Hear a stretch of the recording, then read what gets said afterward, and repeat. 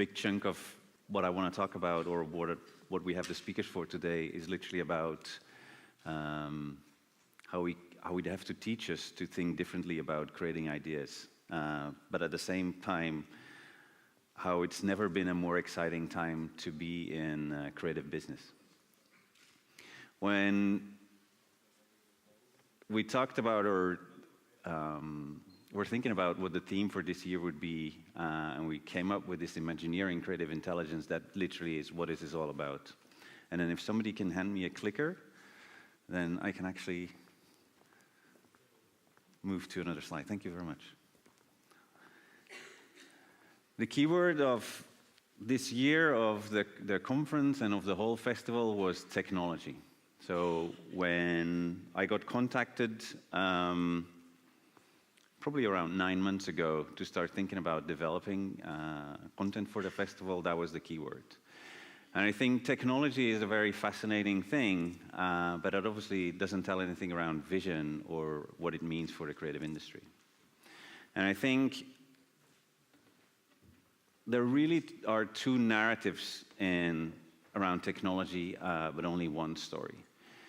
The two narratives for me are, the one narrative is that technology changes or has changed our behavior more dramatically than anything else over the last few years, and it likely will change our lives so much more in the years to come. I was just talking with Steve about this a little bit. Steve, who's one of the speakers that will come up later, how we cannot even imagine how our kids will grow up differently, like fundamentally from how we grew up from our parents. Thinking about they won't own a house anymore, they likely maybe don't even get a driver's license because the car will drive for them, a lot of changes. And the first narrative for me and everything that has to do with technology is understanding how much technology has been a driver for all of the changes that in our behavior today. And they can be really small. I always give the example of your smart scale back at home. So you weigh yourself on your smart scale, and then your weight gets sort of, gets sent into the air, into the cloud, and then mixes up with your body fat index that is also sent into the cloud, and together with your heart rate and the steps counter of your watch. And then basically you get personalized fitness programs, so you don't have to go to fitness anymore, et cetera, all just because of this really dumb device that sends your weight up into the cloud. That is the first narrative. The second narrative in everything that relates to technology is around the code. This is the tools, this is the platforms, this is the technical stuff, how you literally make everything. And there's one really unfortunate thing with everything that relates to digital or technology, is that we tend to focus mostly on the code, on the platforms, on the tactical parts, on the how-to rather than the why. And I don't want to get all Simon Sinek on you, but this is really important.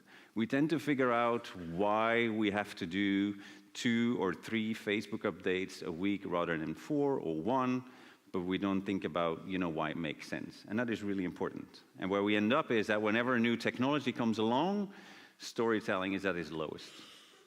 It's like the technicians take over from the magicians. It's likely they discover this technology, and then we don't really think about the change of behavior and how it implements in our lives, but we figure out how it works and what we can do with it. And this is really a little bit of a shame. And then we get into things like this. This is a little visual of a connected surfboard. Now, I don't know if anybody has ever gone surfing, but surfing is probably the best thing you can do to get away from the world for a while. Like you're on the waves, riding the waves, you don't think of nothing. It gets you into different space in your head. It's exciting. So the idea that you want to go surfing on a surfboard that didn't tell you the last tweet and whether you're connected and what the weather's going to look like sounds really, really silly. But this is what we're doing. We see the Internet of Things, we think about that technology, we think about how it works, and then we just implement it in things that don't totally make sense. And we see similar things happening in even much simpler environments like social media, but that's really silly. We think about the technology as in a way to implement it technically, but not why it makes sense. And it's not new in a way. So if you read this quote with me, it says, there are a lot of great technicians in advertising, and unfortunately they talk the best game. They know all the rules, They can give you fact after fact after fact. They are the scientists of advertising, but there's one little rub. Advertising is fundamentally persuasion, and persuasion happens to be not a science, but an art. Sounds very compelling, it sounds very day-to-day, and it's actually 70 years old. This is a really smart person called Bill Bernbach who said this in 1947. He said this about copywriting. That's the only word I edited out. This is pretty much what we do right now. If you think about the two narratives in technology, we always think about the tactical one. We think about the technical part of this. And I don't really get it. I don't really get, and a lot of our clients are there, but we as agencies and creatives go into the same play. You think about a storytelling piece or say a video or a commercial you want to make, and the first thing is how it's going to be on brand and how it needs to be a nice story, etc. And then we do something in the technical space, and we want to know how many buttons to push before it gets, but we don't really figure out why it makes any relevance at all. How we got into the theme of today, starting from technology, the real challenge of the future is imagination, not technology. Companies such as Google will typically say, we can make anything we want. And I know it's a little bit exaggerated, but the idea is really clear. What they're saying is we don't really fear the idea that we won't be able to make something. We fear the idea that we won't be able to come up with all the great ideas that we got to make in the first place. That is the real challenge of the future. The challenge of the future is not to think about what the technical components of anything is. It is how we make sure that we find these new ideas that live within that changed environment that influences that behavior and that are really compelling for us. And I think one part is that we need to understand that it's not only about the tactical narrative of what technology is, but that it's also an understanding how behavior has changed and how we tap into that behavior, that we understand how that smart scale pretty much changes how a person thinks about a fitness program. But this is also really important. This is about discovering new technology together. So we all know the Gartner hype cycle, and if you don't, this is it. What it basically says that every technology has a certain same way how it gets into a market. First we discover it, and then we get all excited about it, and partially for the wrong reasons. That means that we get through that point of disillusion because it can't really do what we wanted it to do before it plateaus on where it becomes really productive. The thing is, there is no overall hype cycle. There is no such thing as this is how we do it, and that's part of the problem. We all have our own hype cycle, meaning we all have our own way of discovering new technology, getting excited about it, going through that part of disillusion. And what happens is likely, and again, these are in a random order, except the first and the last. The technologist will always be the first one to be excited about technology, and the lawmaker will always be the last, so we can agree on all of that. Anywhere in between, that can vary. But what it means is, and anybody in an agency that has dealt with technology before will recognize this, what happens is that maybe the creative or the planner or the producer all of a sudden will come up and say, I saw this new thing and really excited about it. And then the technologist likely goes, ah, man, that is so March 2017, don't even want to think about this anymore. And this is part of the problem. And I think one of the really exciting parts about the idea of a creative technologist is not so much the profile of the creative technologist that we all have to hire a creative technologist, but it's the fact that we basically have the hype cycles of these two profiles into one. And I think it proves that if we discover technology together, as a planner, as a digital guy, as a creative, as a designer, that we get excited about it together, that will also help go see where we could get the disillusion from together, but that will make more sense for us to develop technology in the future and be way more imaginative about it. And this is really hard work. So like Ami said, there is no time for lazy creatives anymore. And it's not only hard work because of what I said in the beginning, the fact that you need to try and get to understand what technology has done to our behavior, but you also need to try and understand how technology works and what you can do with it and how it functions and what the possibilities are. But you also need to try and work together to figure out how you can discover technology together. And this is hard work. And we're not always putting in the hard work. And I call this the hoverboard attitude. So maybe it shows my age, but I think everybody knows Back to the Future. And so this is Marty McFly on this really magical thing. a hoverboard, a skateboard without wheels that just floats in the air. This, by the way, is a really good test when you think about technology-driven ideas. If somebody explains you an idea and they explain too much of the technical part of the technology, it likely isn't a very good idea. This is a skateboard that flies in the air. I'm not saying how this works or whatever. I don't even know. I'm too stupid to understand how that will ever work. But it's a really clean idea. The thing is, and just Google hoverboard for me right now if you're on a computer, but if you Google hoverboard, you get this. This is what we consider a hoverboard right now.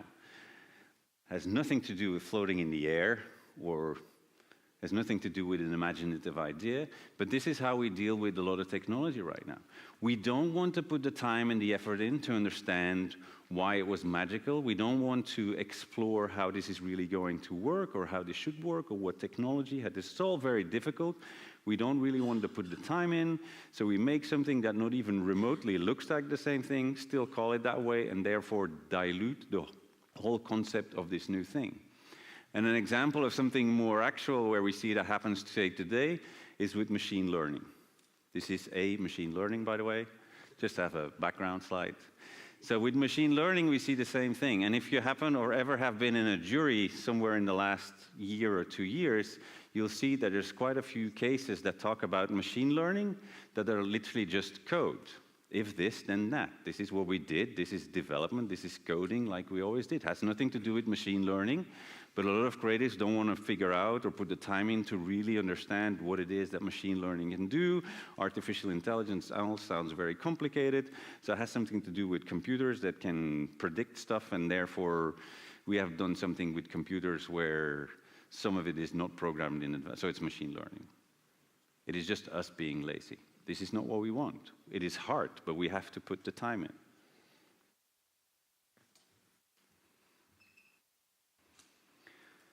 And that is really difficult for us. And you see it, for instance, with, say, something really simple like social media. I think this is a really nice example.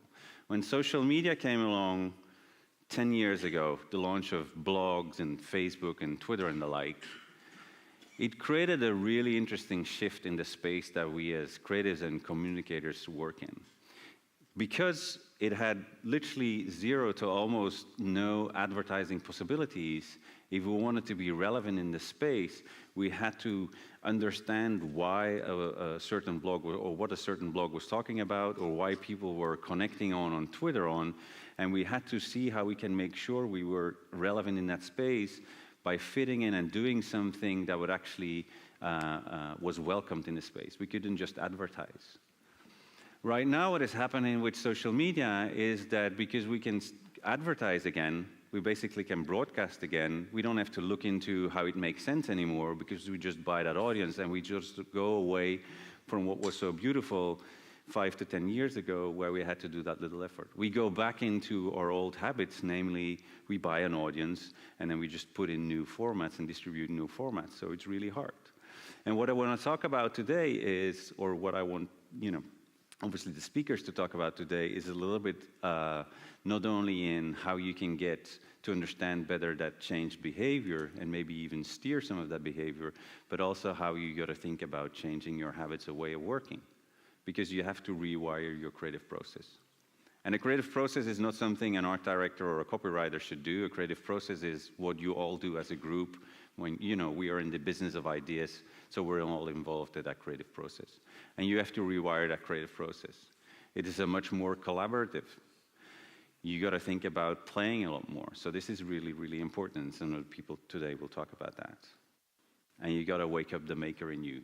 I would urge you also to think about, hopefully you sign up for the workshops tomorrow, but one of the important reasons to have the workshops is try and figure out a little bit how you can awake the maker in you, how you can make sure that some of the experimentation, the prototyping and the play is something that is something you do and don't forget out of that really process.